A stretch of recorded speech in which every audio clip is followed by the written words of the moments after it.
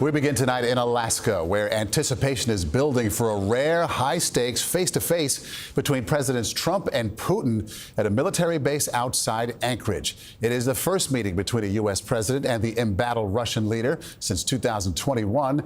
John Dickerson is there ahead of Friday's summit. John? Thank you, Maurice. We are less than 24 hours away from the meeting between President Trump and President Putin here in Alaska. To discuss what we might expect from this summit, I'm joined by Face the Nation moderator Margaret Brennan. Margaret, these summits, these events, it's just 1,000 different inputs and things going on. So I just want to know what's on your mind right now. It doesn't have to be the most important thing. Just what are you thinking about in advance of the summit right now? This is not how diplomacy happens. It was decided eight days ago that this meeting was going to happen because Vladimir Putin asked for it. So it was a scramble to put everything from the logistics of the place together to the details of what U.S. policy actually is. The vice president has been leading some of those meetings to work on the specifics of the policy, but we are just looking at what is a very rattled Europe right now. Some of those leaders concerned that Vladimir Putin will gain at the negotiating table what his forces didn't gain on the battlefield. What is it possible that he might gain? What could Donald Trump give him that would be a gain?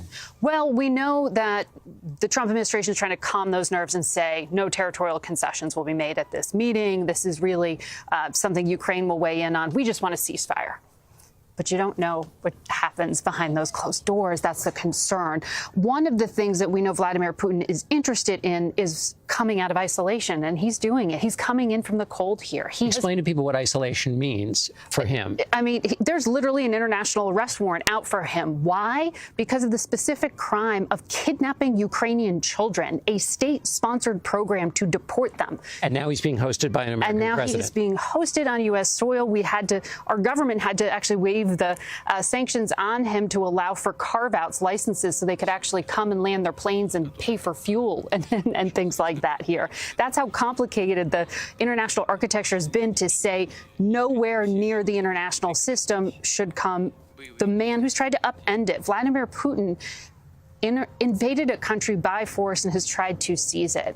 And now there's this concern that the most powerful man in the world might let him get away with it and reward that bad behavior. But we have President Trump saying, that's not it. I'll decide in the first 2 minutes what's possible. And it's all very, very murky what actually can be decided.